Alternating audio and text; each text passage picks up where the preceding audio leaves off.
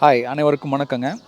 இன்றைக்கி ஒரு வித்தியாசமான இடத்துல ஒரு ப்ரிப்பரேஷன் எதுவுமே பண்ணாமல் ஒரு கேள்வி காலையில் என்கிட்ட ஒரு நண்பர் கேட்டார். அதுக்கான ஒரு விளக்கம் கொடுக்கலான்னு.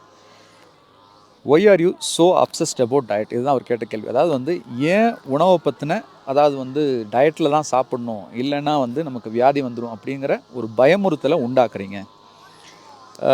உணவுக்காக தான் நம்ம எல்லோரும் வாழ்கிறோம், ஒரு நாளாக சாப்பிட்டு போகலாமே. ஸோ இந்த சந்தேகம், இந்த கேள்வி பலரோட மனசுலையும் இருக்கிற விஷயமாக தான் நான் நினைக்கிறேன். ஸோ அதுக்கான என்னோட சார்ந்த ஒரு விளக்கத்தை கொடுக்கலான்னு. துரதிருஷ்டவசமோ இல்லை அதிர்ஷ்டவசமோ சர்க்கரை நோய் மருத்துவர் ஆனதுனால இந்த உணவை பற்றின நிறைய விழிப்புணர்வை என்னால் அடைய முடிஞ்சது. சமீப காலமாக ஏற்படுற மரணங்கள், ஒரு 8 வருஷம் 10 வருஷம் நடந்த மரணங்களோட லிஸ்ட்டை நீங்கள் போய் கார்ப்பரேஷன் ரெஜிஸ்டரில் வாங்கி பார்த்தீங்க அப்படின்னா நான் ஏன் அதை பற்றி பேசுகிறேன் அப்படிங்கிறது புரியும்.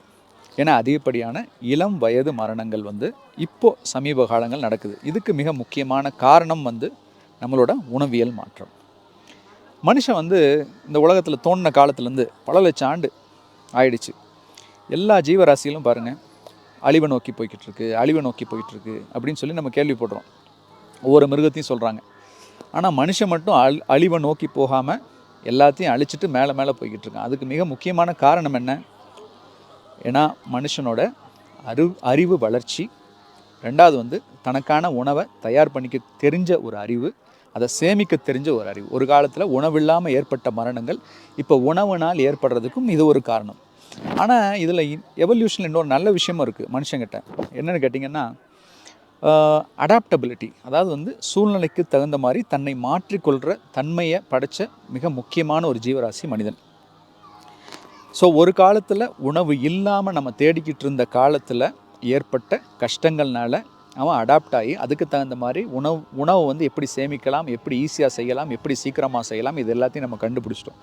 ஆனால் இப்போ அதனாலேயே நமக்கு பாதிப்புகள் ஏற்படுது. அப்படிங்கும்போது அதே ஒரு தன்மை மனிதங்கிட்ட நிச்சயமாக இருக்குது, adaptability.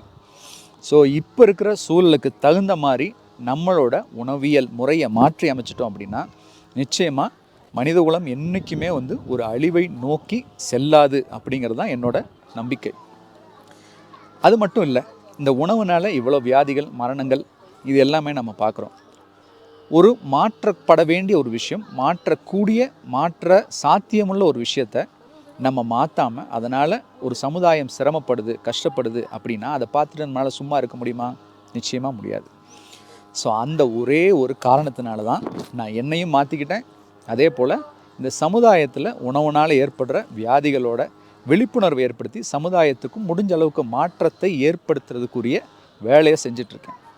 So I am not so obsessed about diet. உங்களை பயமுறுத்துறது என்னோட நோக்கம் இல்லை. சில உண்மைகள் கசக்கும். உண்மை என்றாலே கசக்கத்தான் செய்யும். ஆனால் என்னது, நம்ம ஏற்றுக்கிட்டு அதை சரி செஞ்சுக்கிட்டோம் அப்படின்னா மருந்து சாப்பிட்ற மாதிரி தான். முதல்ல கசப்பாக இருக்கிறது பின்னாடி இனிப்பாக இருக்கும். ஸோ இன்றைக்கி நம்ம ஃபாலோ பண்ணுற டயட்டு, இன்றைக்கி நம்ம குழந்தைகளை ஃபாலோ பண்ண சொல்கிற டயட் நாளைக்கு அவங்களோட வாழ்க்கையில் ஒரு முன்னேற்றத்தை ஏற்படுத்தும், ஆரோக்கியத்தை அதிகப்படுத்தும். ஸோ இந்த நம்பிக்கையோட, இந்த ஆரோக்கிய சிந்தனையோட இன்றைய நாள் இனிய நாளாக அமையட்டும். நன்றி, வணக்கம்.